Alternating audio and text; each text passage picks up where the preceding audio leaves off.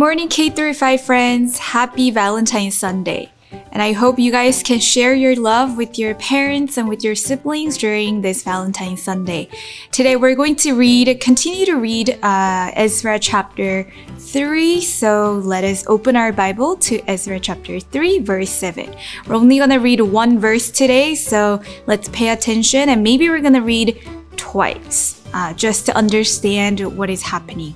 So Ezra chapter 3 verse 7. Then they gave money to the masons and carpenters and gave food and drink and olive oil to the people of Sidon and Tyre, so that they would bring cedar logs by sea from Lebanon to Joppa as authorized by Cyrus, king of Persia. Amen. Zerubbabel and the high priest led a group of peoples back to Judah to rebuild the Lord's temple in Jerusalem. So as you guys have already known, Zerubbabel was the leader who was born in Babylon, and he was the grandson of King Jehoiakim, and him and the high priest also led the people back to Judah to rebuild the temple. So first the priests rebuild the altar so that they can give the sacrifice to the Lord, and they gave burnt offerings to God, and they celebrated. And they laid the foundation of the temple, and when the foundation was finished, the priests put on their special clothes, and the people praised God. And they sang, "The Lord is good, His faithful love will last forever." Not everyone was happy though, because some of the older people remembered what the temple had looked like before it had been destroyed. And they cried and shouted loudly. Sometimes other people interrupted the rebuilding of the temple by making the people of Judah discouraged or afraid. At one point, the building of the temple stopped for a while, and God sent prophets to encourage the people. And they started working again. So for example, people like the Samaritan people, they were the ones who opposed the people of Israel. And because of that, they had to stop the whole construction for 17 years. And at this time, Darius, the king of Persia, so he was kind of like the next king after Cyrus. And he was the one who was ruled over the land of Judah. And the king was in charge of the lot of land. So he put governors in charge of some of the land. And the governor named Tattenai, he noticed what God's people were doing. Tattenai asked the workers, "Do you have permission to rebuild this temple?" And the workers said, "We do." So it's been a while since King Cyrus gave the announcement and the permission to the the people of Judah. And Tattenai, the governor, asked the people, "Do you guys have the permission? Where is the permission?"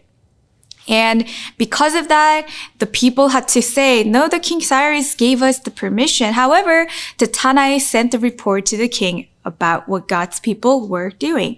And they said King Cyrus gave them permission to rebuild the temple. Tattenai wrote, "Please search the royal records to see if it is true." King Darius's officials searched the royal records for Cyrus's order, and they found it, a scroll with the record from King Cyrus. And this was also known as the Cyrus's cylinder. And on this cylinder, they were able to find the announcement and the permission that King Cyrus gave to the people of Israel. And this is what was written on the scroll. "Let God's temple be rebuilt. It will be a place to offer sacrifice. Let its foundation be rebuilt." King Cyrus had also ordered for the cost of the building, the temple, to be paid for out of the royal treasury, which is super amazing because this King Cyrus, had never ever knew the God of Yahweh. However, he not only gave the permission to the people, but he said, "Let's use our money, the royal treasury, to pay and to give gold and silver to the people of Judah so that they can rebuild the temple." So King Darius sent a letter back to Tattenai. He gave this order: "Stay away from the workers in Jerusalem. Don't bother them or try to stop them. Give them whatever they need. whatever they need, which is another amazing work of God. It's not just Cyrus, it's not just Darius, but the Bible says that God touched their heart and God inspired King Cyrus and King Darius so that they could help the people of Judah. And Tattenai obeyed the king's order.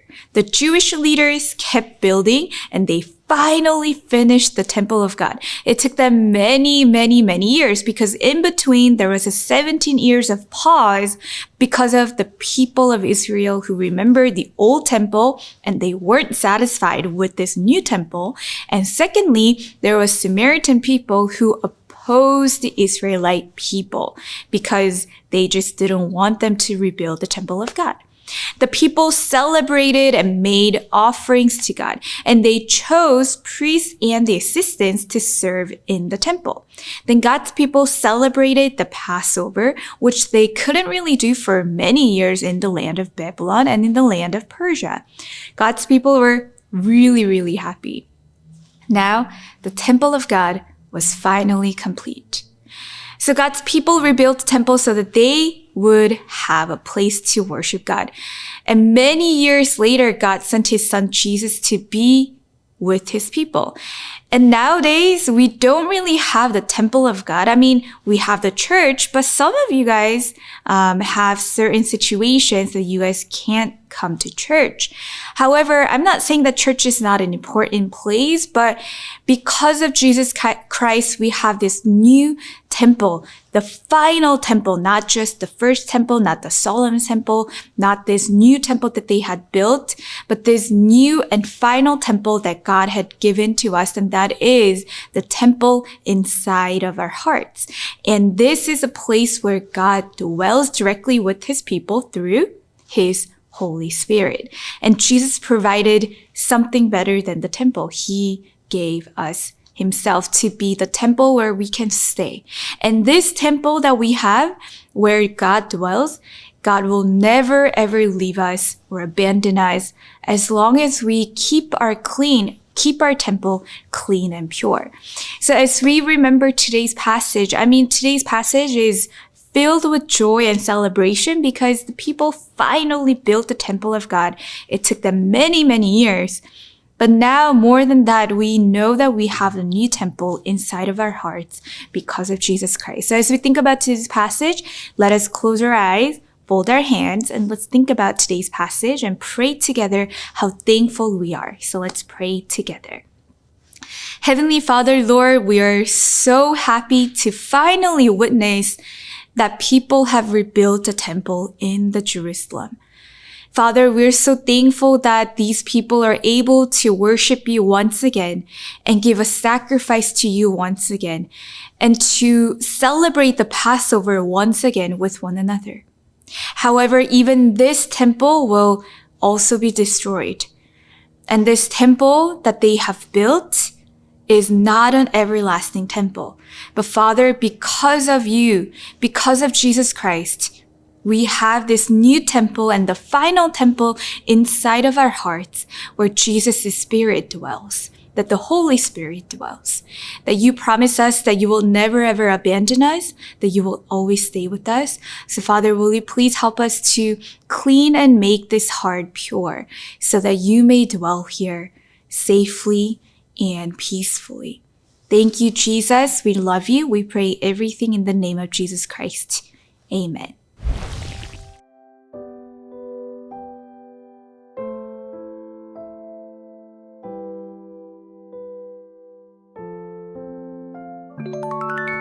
Let's pray the Lord's Prayer together. Our Father in heaven, hallowed be your name. Your kingdom come, your will be done, on earth as it is in heaven. Give us today our daily bread, and forgive us our debts, as we also have forgiven our debtors. And lead us not into temptation, but deliver us from the evil one. For yours is the kingdom, and the power, and the glory forever. Amen.